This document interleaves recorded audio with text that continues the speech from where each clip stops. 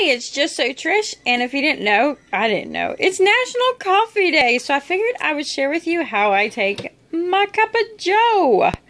I'm going to tell you, I think I have the best coffee in the world, and yet it's also probably the cheapest coffee in the world.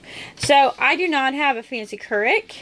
What I do is I have a fancy handy-dandy percolator. I'm going to tell you, if you've never had percolated coffee, then you need to have percolated coffee. This is one that, yes, I know, a little vintage. And look, you can see my tummy's getting a little less rounded. Well, maybe it looks more rounded because of the... Anyway, I digress. So, I collect percolators from thrift stores all day long. I have 3 or 4 of them. There's certain things I collect. I collect vacuum... stainless steel vacuum thermoses, and I collect percolators are one of the 2 things I collect from a thrift store. So the really cool part about this is typically you can find them $5. So this is my $5 coffee maker that uses no coffee filter. It makes the best coffee I can get, and I've bought replacement parts. I've bought the replacement cord off Amazon. One of my other ones, I had a knob that you could see the coffee perk, and I replaced that part, but it's pretty cool. And if you've never used a percolator, I definitely challenge you to try. You can get a stovetop percolator. I originally got the percolator for our camper, and when we went to try it, we were in the house and we tried it. And when we did, we immediately got rid of we pulled the coffee maker out and got rid of it. I also like it because it doesn't feel as intrusive. And, I mean, we take it on vacation with us all the time. I did just make a pot of coffee, but I'll show you. So, you got the lid, you got the, the pitcher, the heating element, the plug, the heating element. But this is kind of cool is,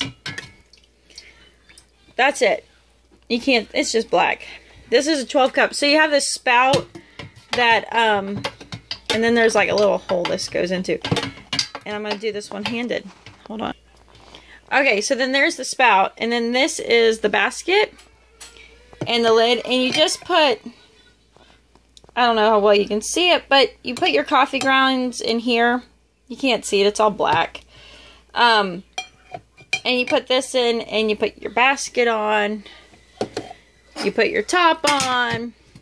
You plug it in, and it runs for like 10 minutes. It's actually based upon the temperature of the coffee, how they know it's done, but essentially goes up the spout, through the basket, down the basket, and, makes your coffee, and it does it several times. It is some of the best coffee. And the best part is, I have a preference to, like, a certain brand of coffee. I am one of those, I need a certain brand of coffee. But the thing about it is, it's not even the most expensive coffee. I got turned on to this because, well, it's good. I used to be a Folgers girl, but I kept running into it, always feeling or tasting burnt. And what we run into, and we get the biggest bang for our buck out of our coffee, because if we don't drink this, if we only drink half the pot, we'll actually heat it up and drink yesterday's coffee. And we found that chock full of nuts is the only one that we can do it to. So that's kind of, I know, some of you might consider that an extreme ew factor, but it's not for us, and that's our preference. Squirrels! Actually, I think they're chipmunks, but we're slowly going through Grandma's house, so. Alright. So, I just can't have a cup of coffee because I am notorious. I have people that like to come over and get to it is I notoriously use sweetened condensed milk with a tad bit of sugar. And then I just keep it in a jar in the refrigerator. And that's how I take my coffee, because it's National Coffee Day, so pretty kind of inexpensive. But that's how I take coffee. I will say every once in a while I do get that. But for the most part, I keep it real with my percolator, and it's a great way to do it.